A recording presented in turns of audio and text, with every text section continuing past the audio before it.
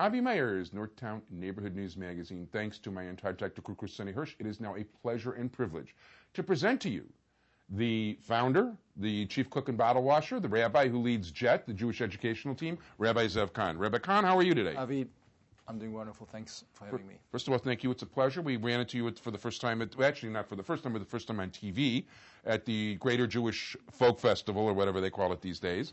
And tell us about JET. What are you, educational team? I assume you got something to do with education. Well, my mission is in my name, Avi, you're right. I am a rabbi on college campuses around Chicago. And what I'm trying to do is educate the 6,000 Jewish students that are on college campuses throughout Chicago. And I've been now operating for a year independently as JET, and thank God we've had a great success. We're looking forward to expanding to more and more campuses in the years to come. What campuses are you on now? So right now I'm at UIC, downtown. I'm at Loyola, which is where we started. Right. I'm at DePaul. We've got a very exciting program with AEPi coming up in January. That's the Jewish fraternity. And I'm now negotiating with the University of Chicago to do some programs down there, which is also very exciting. But I have students from about 10 different campuses that come to my programs. We have satellites where we actually run the programs, but students from all over the city come.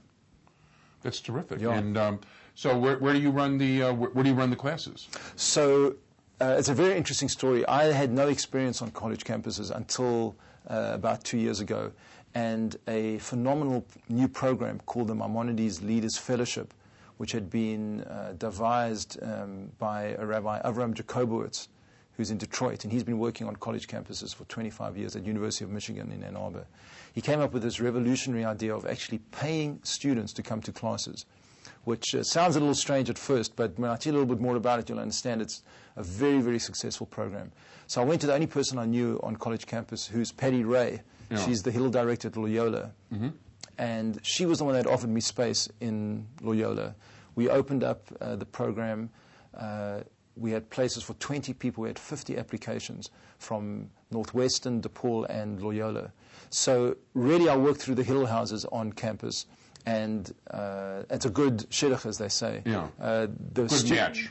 the students that do the program get more involved with Jewish activities on campus, and Hill advertises for me and brings students in. So we've had a great success, yeah. So that sounds like a wonderful partnership. It really is, and Chicago is a very warm city, despite the weather. I'm from South Africa, where the weather's a lot warmer down there. Yeah. But I've found that the personality type here in the Midwest suits my personality, coming from South Africa. So I've been thrilled with the response that I've got. People in the Hill houses have been, very receptive to this program, and we've worked very well so far. Now, of course, you have an athletic distinction with South Africa. You were on the Maccabi rugby team. That's correct. In fact, this time of the year, Hanukkah time, always reminds me of my roots as a rugby player, because I was selected to play for the South African Jewish rugby team to play in the Maccabi Games, which is the Jewish Olympic Games in Israel. I played for the first time in 1985. We won the gold medal against Australia, and then again in 1989 we beat England. Wow. So I've got 2 gold medals in rugby, and they call me now the rugby rabbi as a result of that. But it's a little bit of homage that I paid to the fact that that's where I got my start. When I went to play rugby in Israel, it was my first time ever there.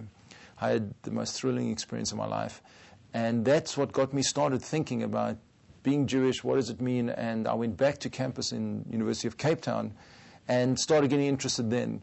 So it's almost like I've come full circle now that I'm working back on college campuses. Many times when I have these students, 20, 21 years old, sitting in front of me, I see myself sitting there 20 years ago. So I'm very passionate about what I'm doing. I want to give back a little bit to the students what I got from my teachers 20 years ago on college campus. That's very cool. It's very cool. Yeah, definitely. Yeah. And so you've got an interesting-looking publication here called Chicago Jewish Spirit. Yes, this is actually very interesting. I mentioned that I work together with Hillel, but I work the field that I'm in, reaching out to unaffiliated, uneducated Jews around Chicago. This field is, there are people all around the country doing this, and I go to a convention once a year, and I came across this publication that actually comes out of Phoenix. Show people. Okay. Right. Don't want to lose your place. It's called the Chicago Jewish Spirit, but this magazine actually is published in Phoenix, and there are editions in St. Louis, in Cincinnati, in Atlanta, and I have the Chicago edition. So I can use this magazine to publicize some of the programs that I do, and the big program that I'm publicizing right now is this 60 Days for 6 Million project, and a great project which actually came from England. It was run 11 years ago, and again last year was called 60 Days for 60 Years. And basically, in fact, you've got a book to that. Correct. This Rabbi Andrew Shaw was a student leader on campus in England. He came up with this idea of getting essays on Jewish topics, not necessarily about the Holocaust, to honor the memory of those who died in the Holocaust. And it was so successful that he brought it over to the States. And I, again, collaborated with him. We're bringing it to Chicago.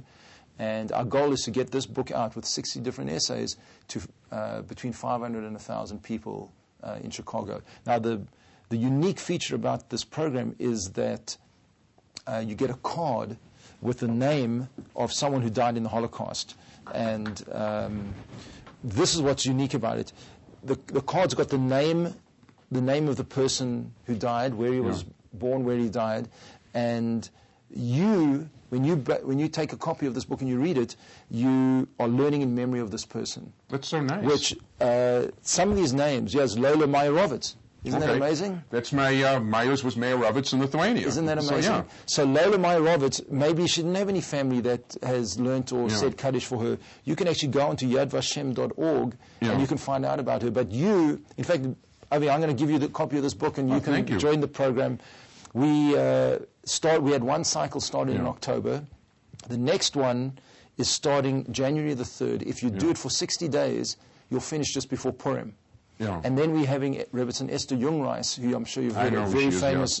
She's a Holocaust survivor herself. She's an exceptional speaker. She's coming to speak for us at our first inaugural dinner in March. Yeah, my mother was a big fan of hers, as a matter of fact. She's such an inspiration. So she just brought out a new book, Life as a Test. She's coming to speak March the 20th at the Doubletree, and we're hoping to have as many of the people who read the book to come there and join in the celebration of this great project. That would be super. And I know that you have Ira Silverstein and some of the other Jewish politicians here on your show. We've got Ira right over here. He's in our magazine, right? And he's doing the project as well. So you'll be in good company. Very cool. Oh, that's nice. As a matter of fact, I'm interviewing him later. We'll ask him about it. He used to.